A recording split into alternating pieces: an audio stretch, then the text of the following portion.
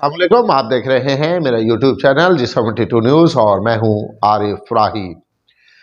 ناظرین، پاکستان کے ایران کے ساتھ حالات جو ہے وہ کافی حد تک کشیدہ ہو چکے ہیں۔ گزشتہ روز ایران کی جانب سے پاکستان کو نشانہ بنایا گیا اور اس کے بعد پھر پاکستان نے ایران میں گھس کر جوابی کارروائی کی اور دہشت گردوں کے ٹھکانوں کو نشانہ بنایا۔ پاکستان جو ہے ایران سے بار بار یہ مطالبہ کرتا رہتا ہے کہ ان کی حدود میں دہشت گرد رہ رہے ہیں جو پاکستان میں کارروائیاں کرتے ہیں، لیکن اس کے باوجود ایران شاید اس چیز پر کوئی توجہ نہیں دے رہا تھا۔ کچھ ایک دو روز پہلے ایران کی جانب سے ایک کارروائی کی گئی۔ ابھی تک یہ واضح نہیں ہو سکا کہ وہ ایرانی حکام نے کی یا دہشت گردوں کی جانب سے کی گئی، لیکن پاکستان نے اس کے جواب میں پھر دہشت گردوں کے ٹھکانوں پر خاصی بمباری کی، جس سے کافی دہشت گردوں کے مارے جانے کے اطلاعات ہیں۔ لیکن اس کے بعد ہم نے دیکھا کہ چین نے پاکستان اور ایران دونوں ممالک سے یہ زور دیا کہ وہ اس کشیدگی کو ختم کریں اور خطے میں امن کو بنائے رکھیں۔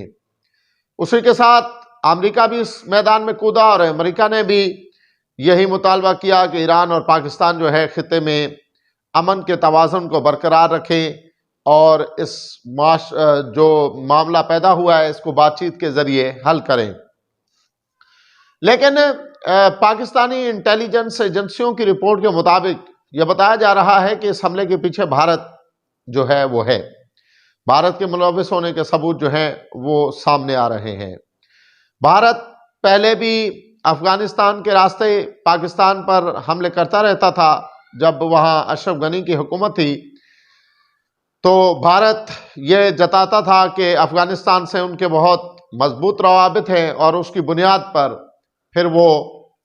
وہاں سے دہشت گردی کے واقعات کرواتا تھا پاکستان میں، اور اب وہ ایران کی سرحد کو جو ہے وہ استعمال کر رہا ہے اور اس کی بھرپور کوشش ہے کہ ایران کے طرف سے جو ہے وہ پاکستان کو جو ہے نشانہ بنایا جائے، ٹارگٹ بنایا جائے اور پھر دنیا کو بتایا جائے کہ پاکستان جو ہے اس میں دہشت گردی ہے۔ حالانکہ ان سب دہشت گردی کے پیچھے بھارت کے ملوث ہونے کے واضح ثبوت جو ہیں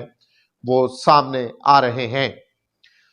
اسی کے ساتھ آج ترکی کے وزیر خارجہ نے پاکستانی ہم منصب سے بھی رابطہ کیا۔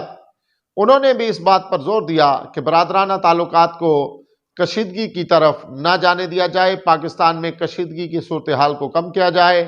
اور اس معاملے کو افہام و تفہیم کے ساتھ حل کیا جائے جو ہے ایران اور پاکستان کے درمیان پیدا ہوا ہے۔ اسی کے ساتھ پاکستان میں چونکہ یہ الیکشن کا وقت ہے اور 2024 جو ہے اس میں الیکشن ہونے جا رہے ہیں، پاکستان میں 8 فروری کو الیکشن جو ہے وہ ہونا ہے، اور اسی حوالے سے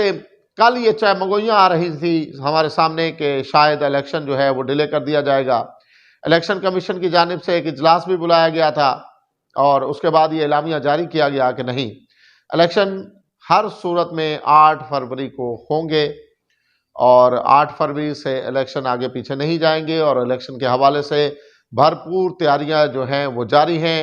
امیدوار جو ہیں اپنے اپنے حلقوں میں ووٹرز کو لبھانے میں لگے پڑے ہیں۔ لیکن اسی کے ساتھ ہم دیکھ رہے ہیں کہ سندھ میں پیپلز پارٹی کے جو کمپین کر رہے ہیں جو امیدوار، ان کو کافی مزاحمت کا سامنا کرنا پڑ رہا ہے۔ اس کی وجوہات یہ ہے کہ گزشتہ سال جب سندھ میں طوفانی برساتیں ہوئیں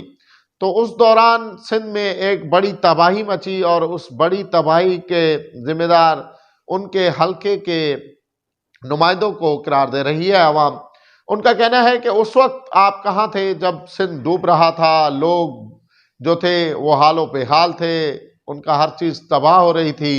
تب تو آپ نظر نہیں آئے، اور ابھی آپ آ کر نعرہ لگا رہے ہیں کہ آپ کے دکھ اور سکھ کے ہم ساتھی ہیں۔ تو یہ بالکل ایسا نہیں چلے گا، اور یہ شاید پہلی دفعہ ہے کہ 15 سال لگاتار سندھ پر جو ہے پیپلز پارٹی کی حکومت رہی، 3 ٹینور انہوں نے پورے کیے، لیکن اس بار جو ہے خاصی مزاحمت کا سامنا ہے، باوجود اس کے کہ اس وقت پاکستان تحریک انصاف بھی سندھ میں اس مضبوط طریقے سے نہیں اتری ہوئی، اور نہ ہی اسی کے ساتھ جی ڈی اے جو ہے وہ یہاں پر سندھ میں تھوڑی بہت ایکٹیو ہے۔ مسلم لیگ نون کا تو سندھ میں، اندرون سندھ میں تو نام تک نہیں ہے، اور انہوں نے کسی امیدوار کو بھی کھڑا نہیں کیا ہے، لیکن اس کے باوجود لوگ جو ہے ان کے اندر یہ جذبات ضرور ہیں کہ وہ آنے والے امیدواروں سے یہ سوال کر رہے ہیں۔ لیکن اسی کے ساتھ کل جو بیرسٹر گوہر ہیں پی ٹی آئی کے چیئرمین، اس وقت انہوں نے الیکشن کمیشن سے رابطہ کیا، اور الیکشن کمیشن سے ان کی ملاقات بھی ہوئی، اور وہ ملاقات اس حوالے سے تھی کہ اگر پاکستان تحریک انصاف جو ہے وہ دوبارہ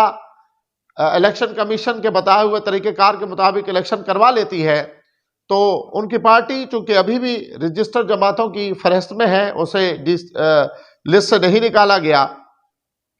تو یہ پھر واضح ہے کہ آنے والے الیکشن، یعنی جو الیکشن ہونے جا رہے ہیں،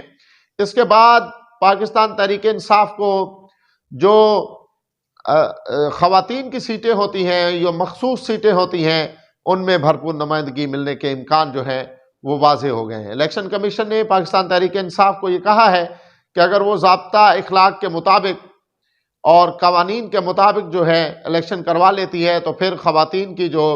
مخصوص نشستیں ہیں وہ پاکستان تحریک انصاف کو ملیں گی۔ کیوں کہ اس کے بعد یہ ایک پارٹی ہوگی، اور اس پارٹی کے پاس جو ہے اپنا سمبل بھی مل جائے گا، اور اس کے بعد 3 دن کے اندر جو آزاد امیدوار جو بظاہر اس وقت پاکستان تحریک انصاف کے کینڈیڈیٹ ہیں اور وہ عمران خان کے نام پر ووٹ جو ہے حاصل کر رہے ہیں، وہ پاکستان تحریک انصاف میں جب شامل ہو جائیں گے تو پھر ظاہر سی بات ہے وہ ایک مضبوط پارٹی بن جائے گی، اور پارٹی کے مطابق جتنی ان کی سیٹیں ہوں گی اس کے مطابق انہیں جو ہے دیگر سیٹیں، خواتین کی سیٹیں اور مخصوص سیٹیں جو ہیں وہ انہیں دی جائیں گی۔ اسی کے ساتھ عمران خان کے کیس جو ہیں پے در پے چل رہے ہیں۔ کچھ کیسوں میں عمران خان کو ضمانت ملی ہوئی ہے، اور کچھ کیسوں میں عمران خان پر فرد جرم بھی عائد ہوئی تھی، لیکن آج ایک بار پھر جو ہے عدت میں نکاح کرنے کا کیس ہے وہ اسلام آباد ہائی کورٹ لے گئے سلمان اکرم راجہ، اور سلمان اکرم راجہ جو ہیں عمران خان کے جو وکیل ہیں، انہوں نے یہ کہا ہے کہ عدالت سے کہا، اور عدالت نے حکم دیا ہے کہ فی الوقت جو گواہوں کے بیانات جو ہیں انہیں قلم بند نہ کیا جائے، کیونکہ اس وقت یہ کیس اسلام آباد ہائی کورٹ میں جا چکا ہے، اور اسلام آباد ہائی کورٹ میں جانے کے بعد یہ کیس جو ہے وہ فی الوقت اس کو ڈیسائیڈ کرے گی اسلام آباد ہائی کورٹ کہ یہ کیس چلنا ہے یا نہیں چلنا۔ تو کبھی ہم یہ خبریں سنتے ہیں بانی پی ٹی آئی کے مطابق کہ ان کے فرد جرم عائد ہو جاتی ہے، اور بعض کیسوں میں ان پر جو ہے فرد جرم عائد ہے، کچھ میں وہ ضمانت پہ ہیں لیکن پے در پے وہ ہیں جیل میں ہی، اور بار بار اسلام آباد ہائی کورٹ کی جانب سے یہ بھی کہا گیا ہے کہ ان کا اوپن ٹرائل کیا جائے، لیکن اوپن ٹرائل بھی اس قدر مشکل ہو رہا ہے کہ ان کا امرا ہی سمجھا جا رہا ہے۔ تو دیکھیں گے کہ آنے والے وقت میں حالات جو ہے وہ کیسے ہوتے ہیں۔ ہفتے سے پاکستان تحریک انصاف نے ملک بھر میں کمپین جو ہے وہ بھرپور طریقے سے کرنے کا عندیہ دیا ہے۔ شیر افضل مروت کے بارے میں ایک خبر تھی کہ انہیں پارٹی سے نکالا جا رہا ہے، لیکن کل اس چیز کی بھی تردید ہو گئی، اور بیرسٹر گوہر نے کہا کہ وہ سندھ بھی جائیں گے، پنجاب بھی جائیں گے، اور پورے ملک میں جو ہے پاکستان تحریک انصاف کی نمائندگی کریں گے، کیونکہ انہیں بھی جو ہے بڑا کراؤڈ اکٹھا کرنے کا جو ہے طریقہ آتا ہے، اور وہ ووٹرز کو بڑے اچھی طرح سے اکٹھا کر لیتے ہیں۔ عمران خان کے بعد جو لیڈرشپ ہے، جو ٹاپ لیڈرشپ تھی، وہ تو شاید اس وقت کچھ جیلوں میں ہے اور کچھ منظر عام پر نہیں ہے، لیکن اس وقت شیر افضل مروت جو ہیں وہ پاکستان تحریک انصاف کے ووٹر کو جو ہے وہ اکٹھا کر رہے ہیں۔ تو یہ تھی آج کی خبریں جن پر ہم نے تبصرہ کیا، اور انشاءاللہ نیکسٹ ولاگ میں آپ کے ساتھ ہوں گے۔ تب تک اللہ نگہبان۔